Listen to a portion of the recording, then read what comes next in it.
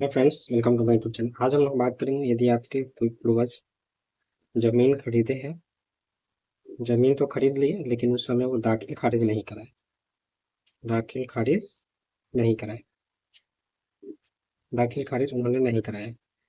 For example मैं समझाता हूँ कि सोहन नाम के व्यक्ति से आपके जो पूर्वज है वो जमीन लिए, लेकिन ये दाखिल खारिज नहीं कराए। अब आप जो है, जैसे मान लीजिए आपके पूर्वज का नाम अ, मोहन प्रसाद है, मोहन प्रसाद है। तो आप मोहन प्रसाद के वंशज हैं और आपने इस जमीन पे, जो मोहन प्रसाद ने जमीन खरीदा है सोहन से, उस पे मकान बना लिया है। पहला कंडीशन आपने मकान बनाया है। दूसरा कंडीशन की इस जमीन पे आप खेती कर रहे हैं। ठीक है, ये दो कंडीशन बनता है कि या तो उस जमीन पे मकान बना हुआ है या तो खेती कर रहे हैं आप। यदि मकान बना हुआ है और दाखिल खारिज नहीं भी हुआ है तो 100% जो सर्वे है वो आप ही के नाम से होगा, क्योंकि इस पे मकान बना हुआ है, मकान नहीं टूटेगा। खेती की बात है, खेती यदि इस पे कर रहे हैं तो कुछ कहा नहीं जा सकता। ठीक है, कुछ कहा नहीं जा सकता, क्योंकि इसका कोई प्रूफ नहीं है कब्जा का। ठीक है, इसका प्रूफ तब होगा जब इस प्लॉट के चौहद्दी के जो लोग होंगे वो लिख के देंगे कि हाँ, 12 साल से अधिक वर्षों से इन्हीं का कब्जा है। क्योंकि सुप्रीम कोर्ट का रूल है कि यदि किसी जमीन पे आपका 12 वर्षों से ज्यादा का कब्जा है तो उस पर आप मालिकाना हक रखते हैं। तो मकान है तो 100% आप ही के नाम से सर्वे होगा, इसमें कोई दिक्कत की बात नहीं है। लेकिन यदि किसी जमीन पे आप खेती कर रहे हैं तो इस पर कुछ कहा नहीं जा सकता। ठीक है, तो मकान वाले के लिए टेंशन नहीं लेना, हम लोग बात करते हैं खेती की। जैसे मान लीजिए इस जमीन पे आप खेती कर रहे हैं, खेती कर रहे हैं, तो जब सर्वे आएगा तो इसके चौहद्दी के जो लोग हैं वो अप्रूव कर देंगे कि हाँ, ये 12 वर्षों से ज़्यादा वर्षों से इनका कब्जा है, इस पे खेती बाड़ी करते हैं। साथ में उस गांव के मुखिया सरपंच वगैरह लोग साइन करेंगे तो आपका जो खतियान है वो आप ही के नाम से बना दिया जाएगा। ठीक है, यदि आप कमजोर पार्टी है, वो मजबूत पार्टी है, तो मुखिया सरपंच को पैसा खिलाकर वो साइन नहीं करने देगा।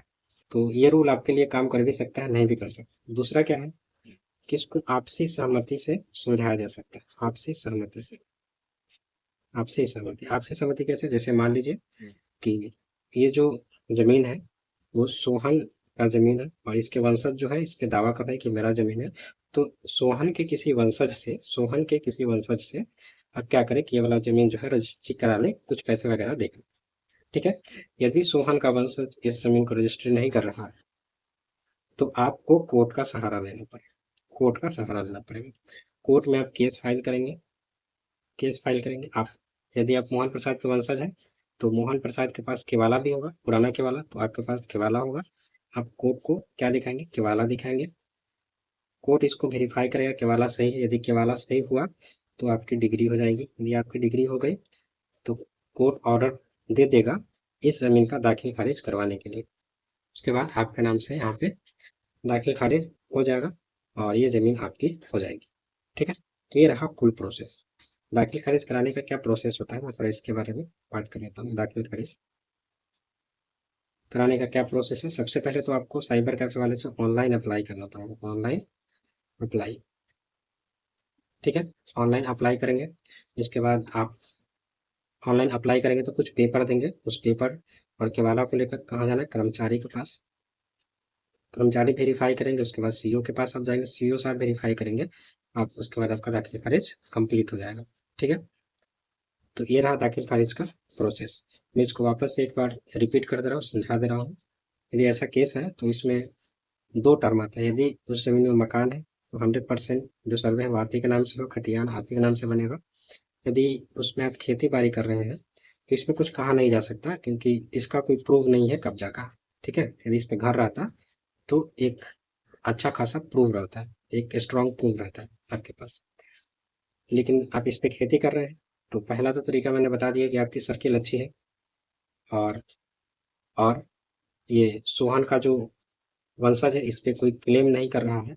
आपका सर्किल अच्छा है तो आपके चौहद्दी के लोग साइन कर देंगे, मुखिया सरपंच भी साइन कर देंगे, तो आपके नाम से खतियान बन जाएगा। इसमें एक कंडीशन है कि जब सोहन का वंशज इस पे कोई क्लेम ना कर रहा हो।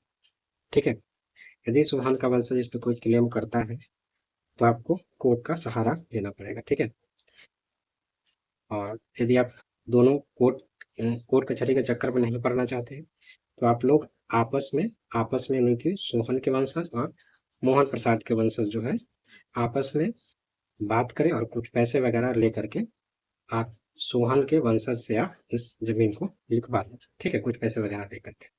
लेकिन नहीं लिख रहा है, कुछ पैसे वगैरह दे करके ज़्यादा मांग रहा है, तो आपको कोर्ट का सहारा लेना पड़ेगा, ठीक है। केस फाइल करेंगे, आप उसको केवाला दिखाएंगे, केवाला वेरीफाई होगा, सही होगा, डिग्री मिलेगा, उसके बाद इस जमीन का आपके नाम से दाखिल खारिज हो जाएगा। इसके बाद कोई दिक्कत नहीं हो। तो ये रहा कुल प्रोसेस। यदि वीडियो अच्छी लगे तो आप लोग मेरे चैनल को सब्सक्राइब जरूर करो। आज के लिए इतना ही, थैंक यू।